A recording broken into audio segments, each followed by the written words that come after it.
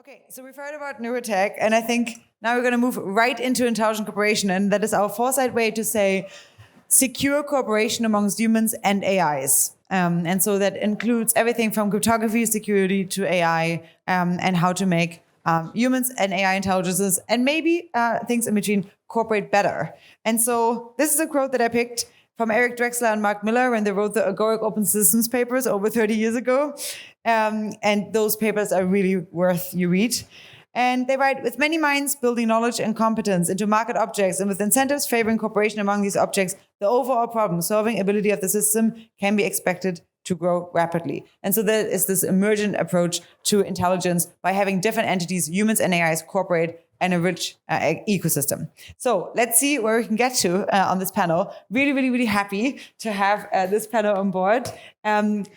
Just a brief intro. Lewis Hammond, Foresight Fellow, also runs the Cooperative AI Foundation, which does amazing work at this intersection. I'm very, very blown away with it. Had a really wonderful hackathon on this topic on multipolar AI recently. Jonathan as well, a previous Foresight Fellow at this point, and is really working on the intersection of cryptography, privacy-preserving technologies, and applications for that. So actually having us make a secure and privacy-preserved future through that and enabling new applications.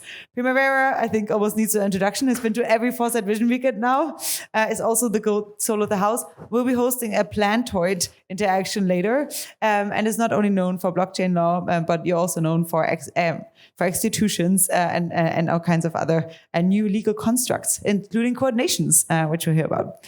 Okay, last but not least, you know Trent by now. He's been on two of the last sessions, but I think you're here mostly representing, I guess, the crypto and Web3 angle to the problem. Okay, let's kick it off.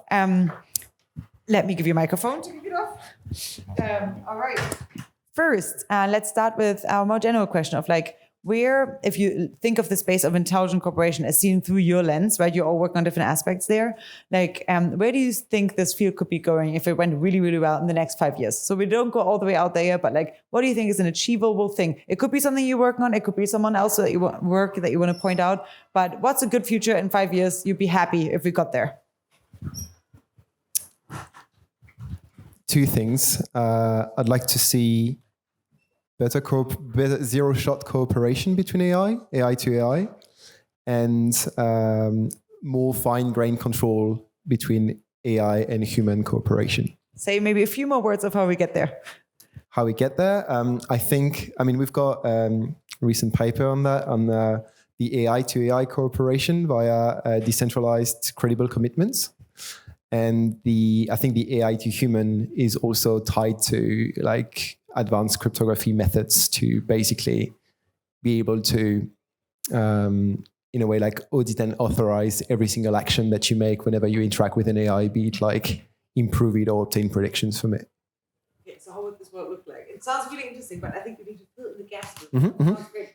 So this would look like, in a way, almost that's not a great user experience, but you could think of it as the way you interact with crypto wallets these days, where whenever you want to perform an action that somehow interacts with a smart contract on the blockchain, you've got to sign a transaction. So you're making a deliberate action from your user interface to authorize an operation with the smart contract. So I'd like to see something along these lines with AI, where instead of being opted in most of the interactions you're having with AI these days, you're a bit more conscious on what happens behind the scenes.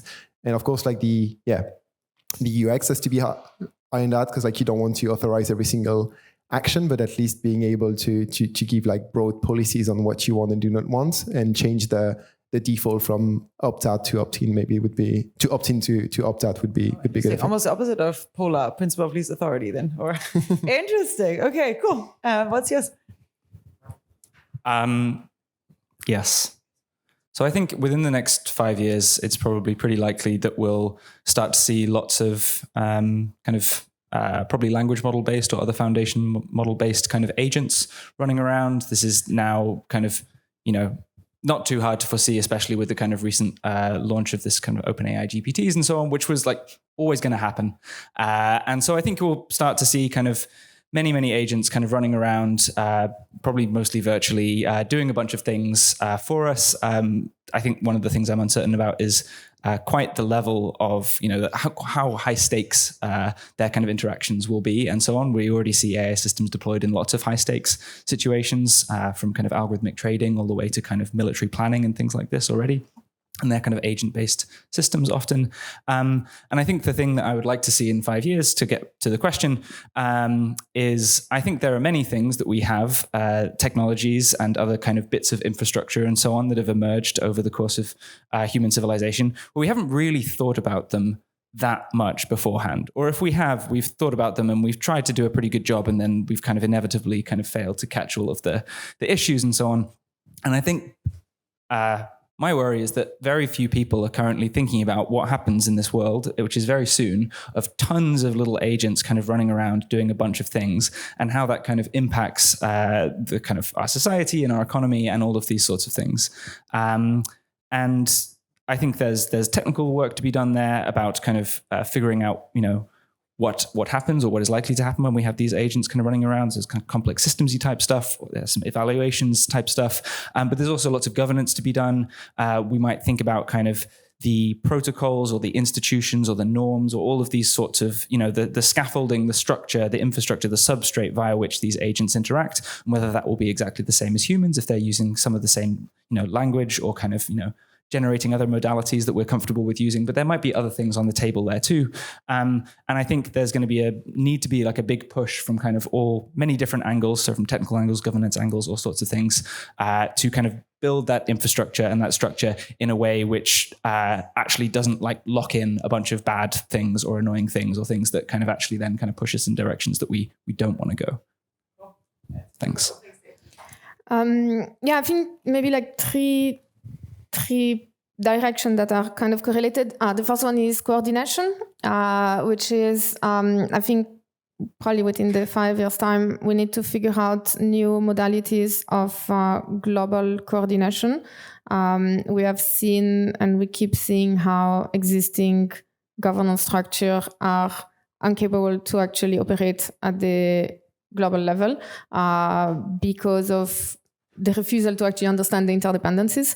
And I think there is an opportunity to leverage sovereign technologies in order to create new sovereign communities that actually are geared towards the attempt, at least, to govern on a global scale.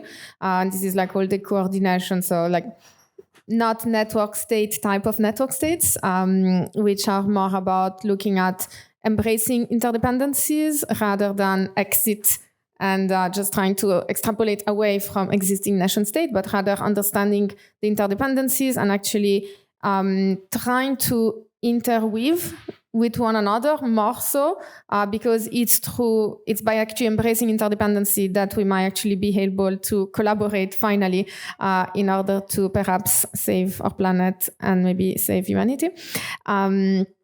And I think, like, in my view, and of course because this is my main focus, but I think like Web3 blockchain are a fantastic opportunity of creating additional layers of sovereignties, which do not necessarily transcend away from territorial sovereignty, because we still live on a territory and nation states are pretty okay at managing the infrastructure and things like this, but actually deploying new types of sovereign communities, which up until before the blockchain was difficult to actually create a real sovereign community, because you always have some server running somewhere, and therefore wherever is the territory in which the server is running, the government can shut it down. Whereas with blockchain, we can actually now experiment with those new form of sovereignties. So that's one point. And the other point is actually, if we assume that in 5 years' time we will have a lot of those like little sovereign agents, which can leverage AI, blockchain, and so forth, I think we also need to increasingly design them for collaboration, not just amongst each other and amongst humans, but also with nature. And I think there is also a fantastic opportunity to leverage those technology in order to understand things that we don't fully understand, or at least to be able to like interact with other type of living beings that we are not paying enough attention to.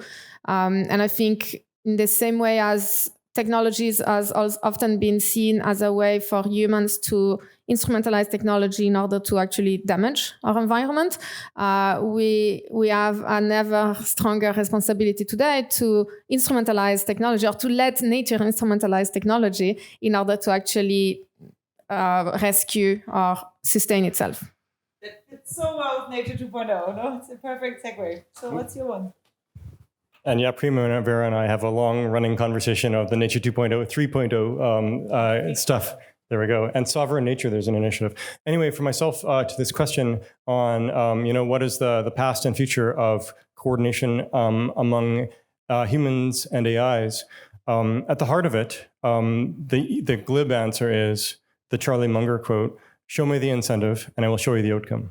But let's unpack this more, and I'm going to unpack it in 3 dimensions: human-human, human-AI, then AI-AI. So human-human, the sort of current state of the art is we've got lots of well-defined organizations to coordinate humans, even pre-blockchain, right?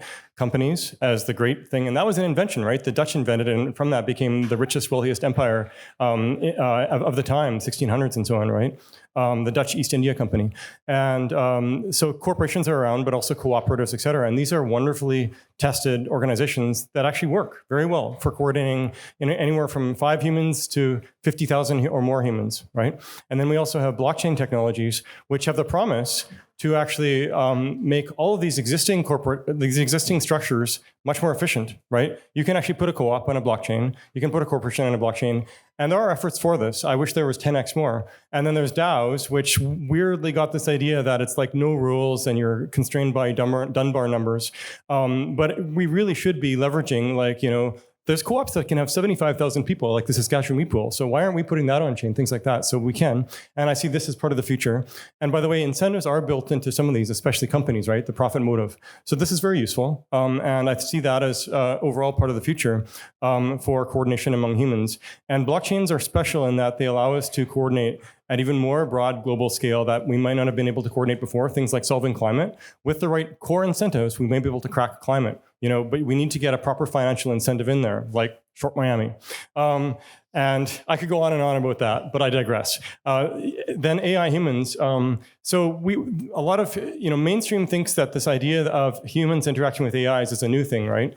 But I can tell you, in the early 2000s, I was building tools that were AI powered to design computer chips, right? And at first we framed it as this thing invents. It comes up with novel analog circuits that can be patented.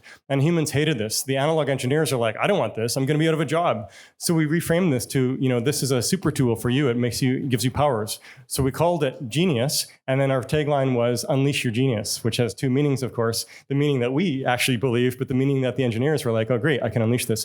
So and it wasn't just the early 2000s. This goes back, decades as CAD tools for circuit design, but also mechanical design, et cetera. The thing that's happening now is that these AI-powered CAD tools are hitting the mainstream, right? So it's AI-powered CAD tools for everybody, democratized AI-powered CAD tools. So what engineers have seen for decades, we're finally getting for the rest. A good example is prompt engineering, right? We're starting to see tools to help generate prompts. And these are basically CAD tools to interact with GPTs to get their power out of them, right? Where will this go? We're going to see way more powerful CAD tools for mainstream for all these different use cases and applications, just like we've seen the evolution of these CAD tools for electrical circuit design. So that's AI human. Finally, AI. So there have been AIs interacting with each other over at least 20 years. The biggest example is ad exchanges. Even as by say 2010, did you know there was 400,000 transactions per second worth of robots talking to robots for buying and selling ads on Google Ad Exchange, right? And of course, there's the TradFi trading as well that was mentioned before. Now, of course, none of those were sovereign agents. So now we have blockchain technology that enables these sovereign agents.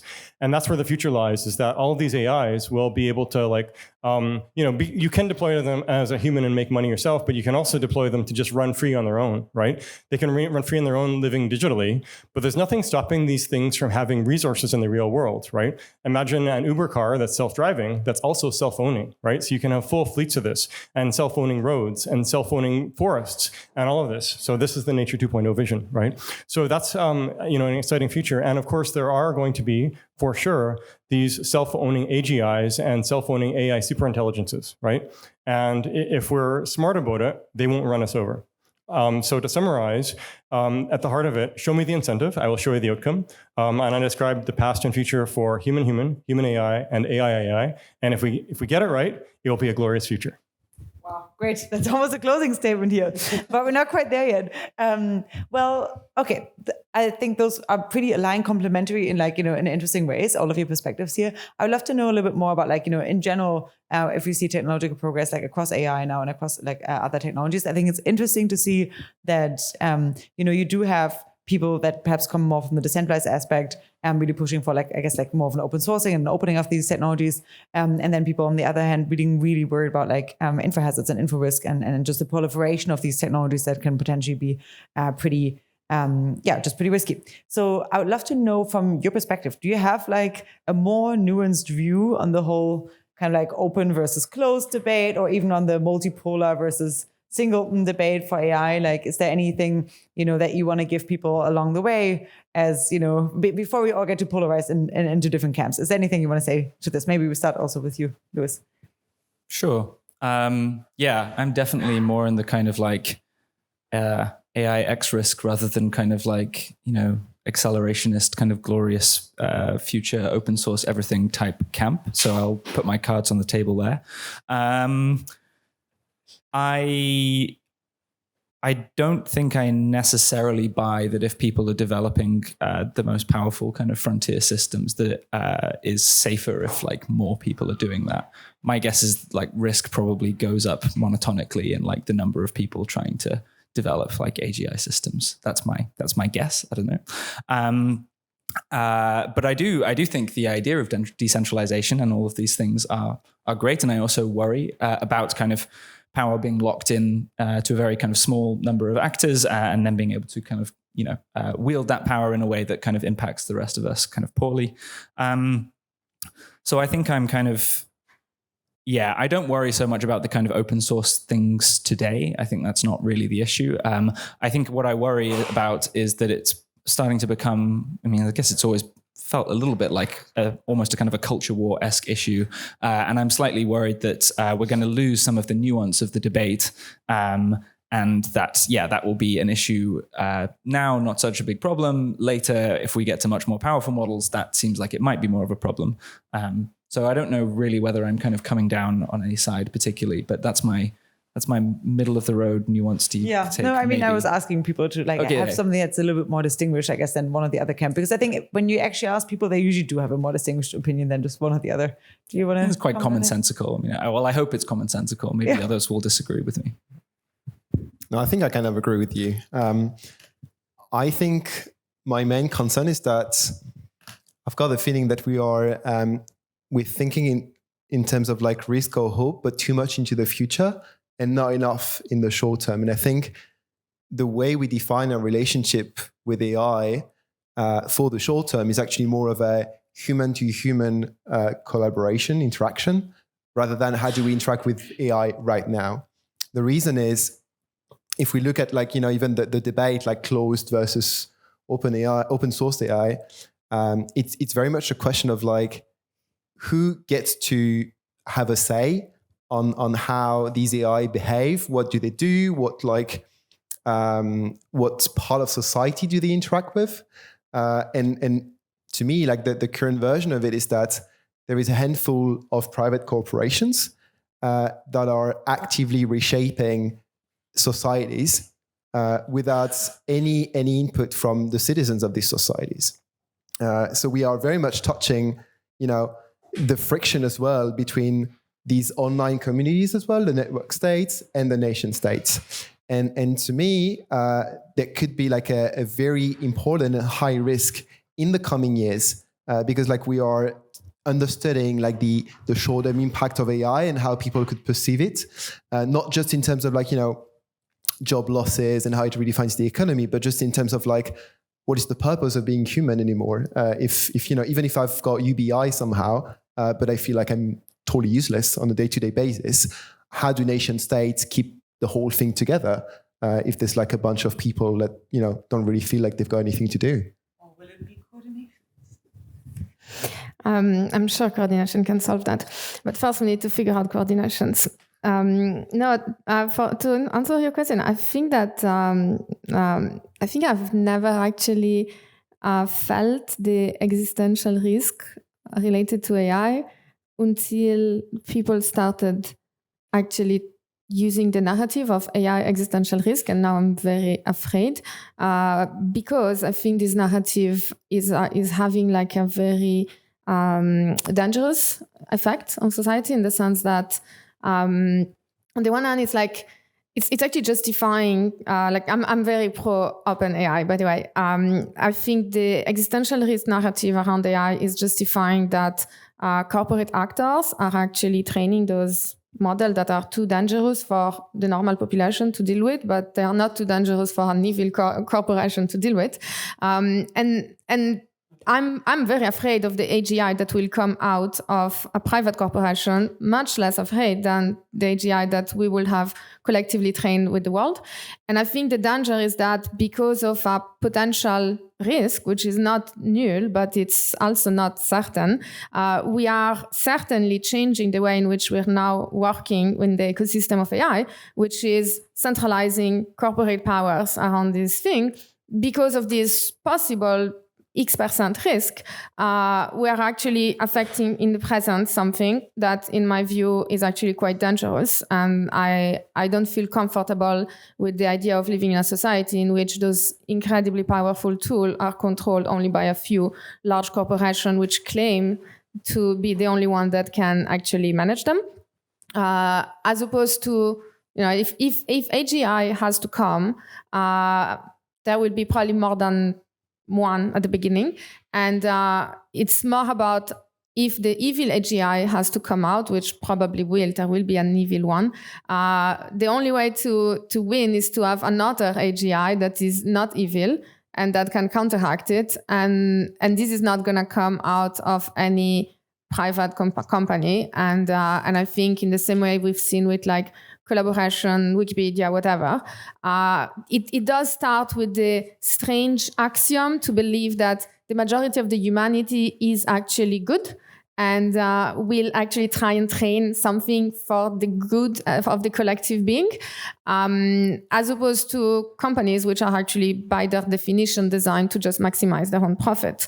So in my vision of the future, like, independently of whether or not we should be scared of AGI, I am so much more scared of the AGI that has been trained in a closed and proprietary version by very specific private interest than the AGI that is a collective outcome of people training towards what they consider to be the general interest.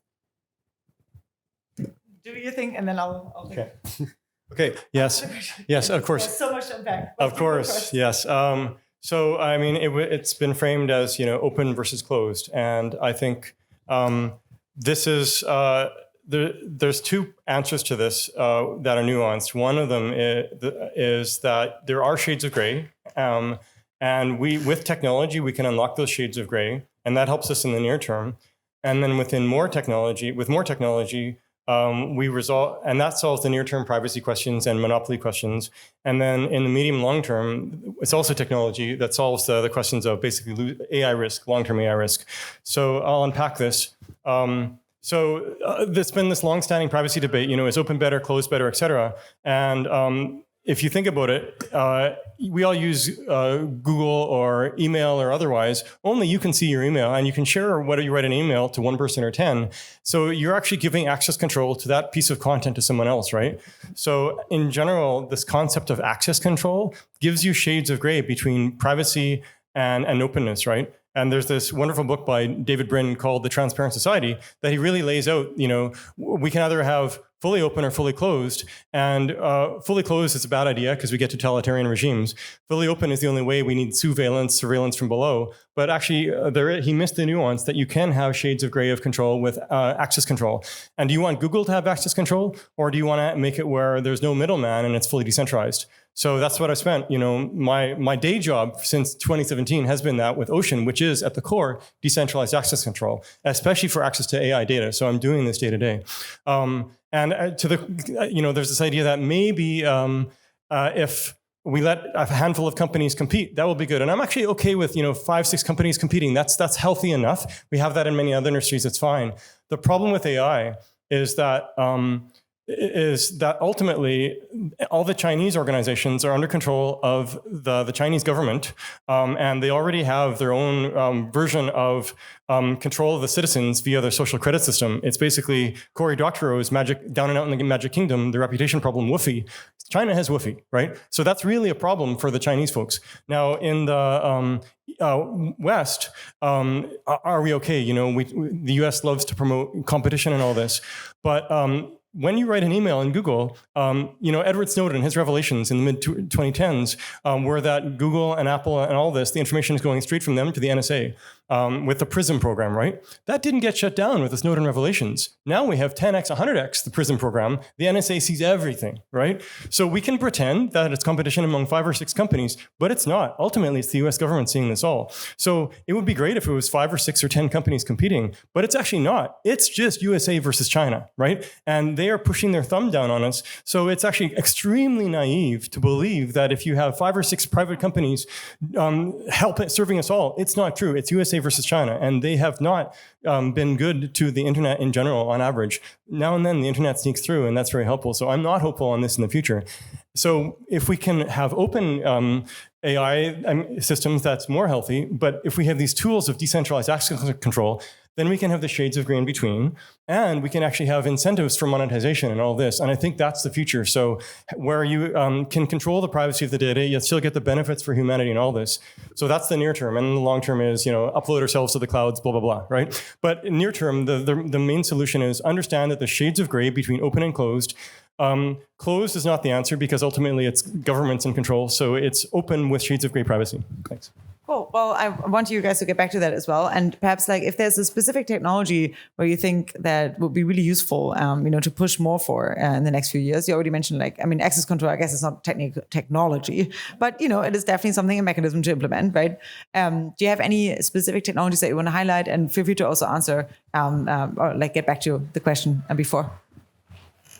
Yep, sure. Well, yeah, I guess access control is it's probably the umbrella term, but then it's how you're actually enforcing it. And that's probably where you get into the cryptography side of it. Because one that you really like. Yeah, I mean, everything that, falls under the term of secure computing in general. So how do you compute over data that remains encrypted even while processing them and not just at rest?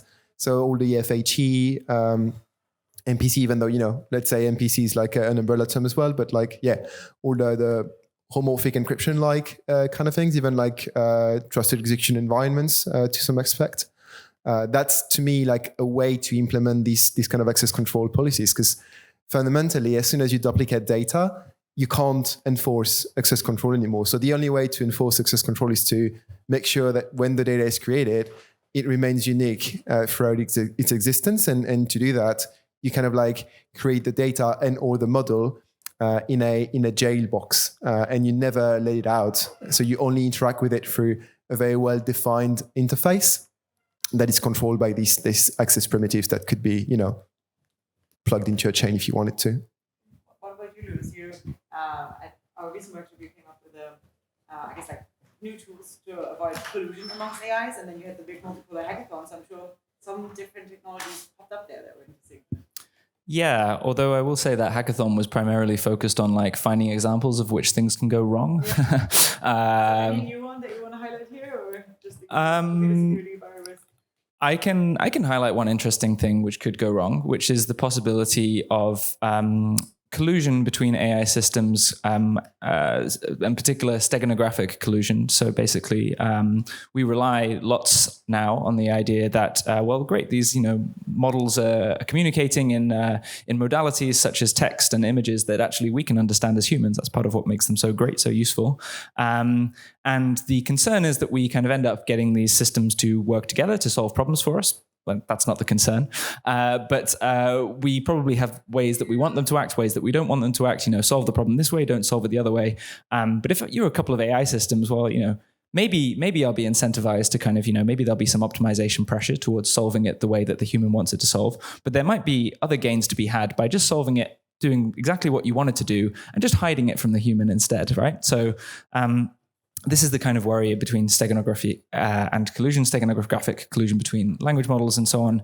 And we're kind of doing some preliminary kind of experimentation and work around that. There's a recent paper that came out of Redwood just a couple of weeks ago on this topic. And I think this hasn't been an issue so far because we haven't seen AI systems interacting very much. And I think this will potentially become a problem soon. So that's one thing. I also think closely related, one antidote to this might be the possibility of better interpretability tools where we can look into the mechanisms and so on internal to these models and figure out kind of what it is that they're doing and why they're doing things and so on. And so that might be one kind of way that we can make progress there.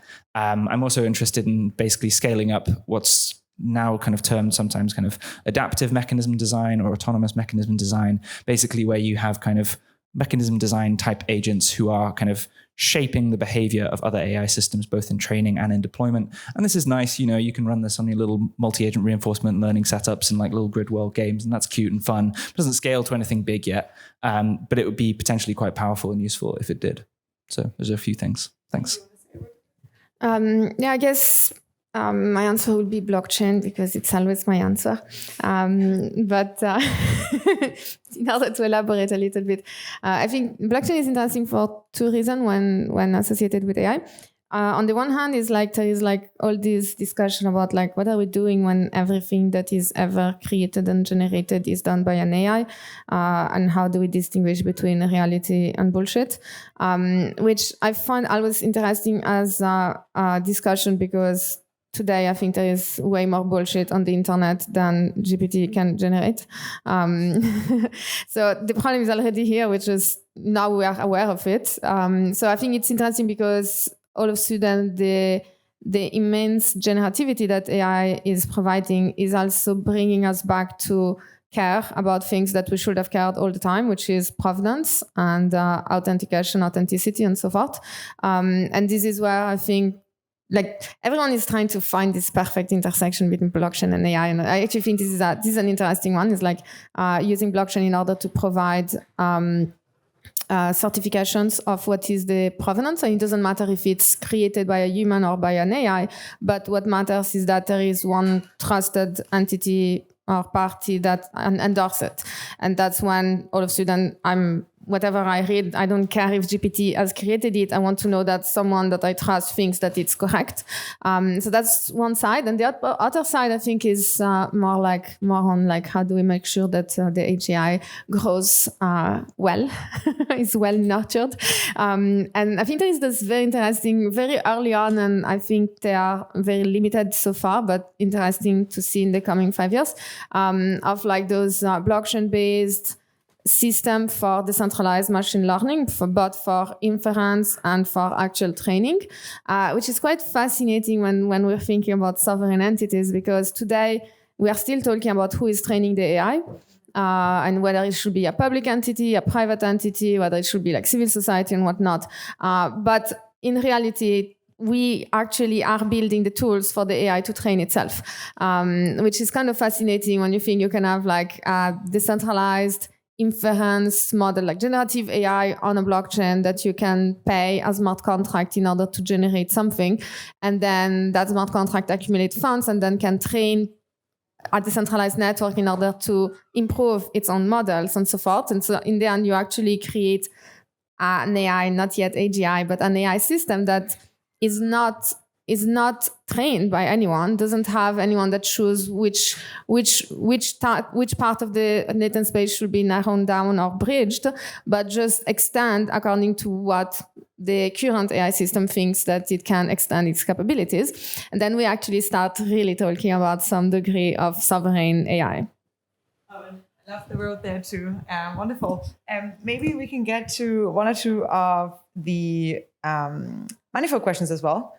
One of them is just plain old, which risk of AI is most concerning? So are people here in this room, and I want to have a show of hands, mostly worried about accidents, abuse, or misalignment?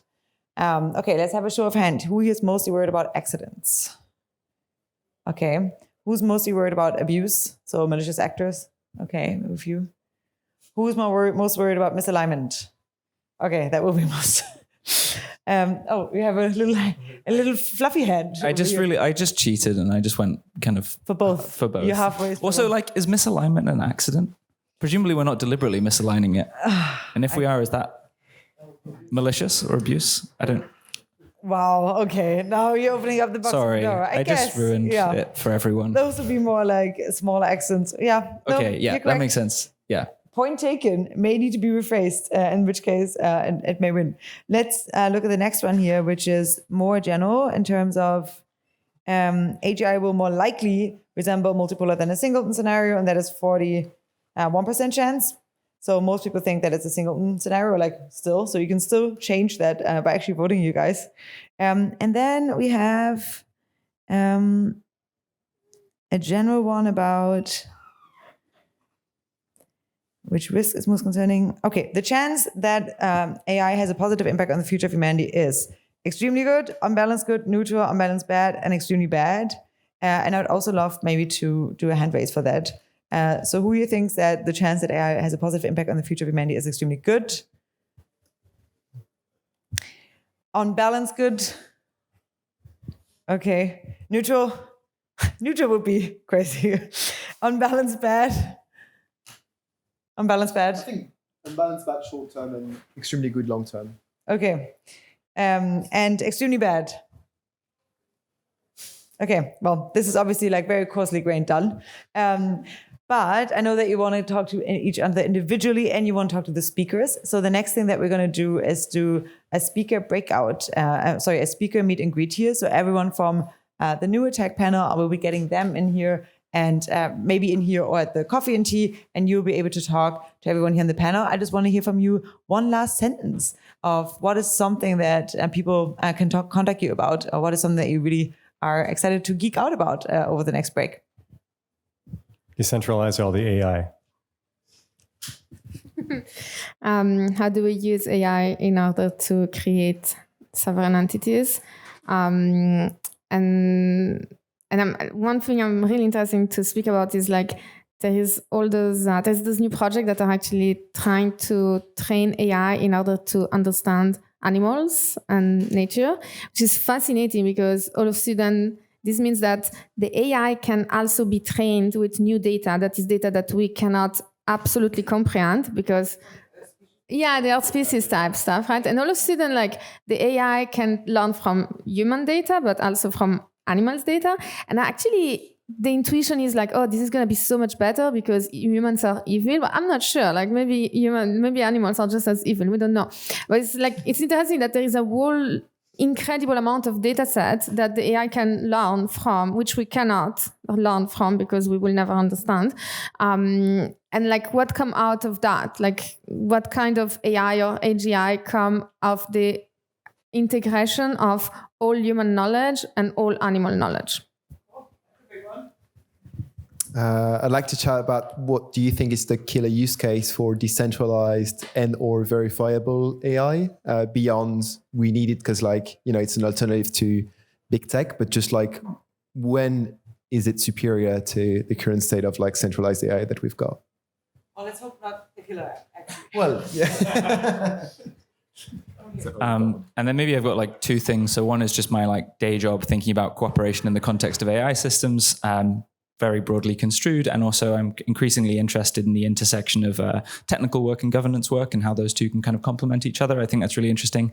But I'd also just like to cycle back to the animal thing. I know nothing about this, but if anyone does know something about this and wants to come and talk to me about that, please come and talk to me about that. I am extremely hyped about the possibility that I might get to speak to whales within my lifetime. This is like amazing. Well, as far as I know, it's the Earth Species Institute, and they are doing whales right now, and then they're trying to move to other. I've seen that. Yeah, it's great. Well, wonderful. Thank you so much for joining. From now until 3:30, so for the next 40 minutes, you have quite a long break. Feel free to grab your favorite speakers. Hopefully, they'll be hanging then you may use the restroom. Thank you so much for joining, and we'll get to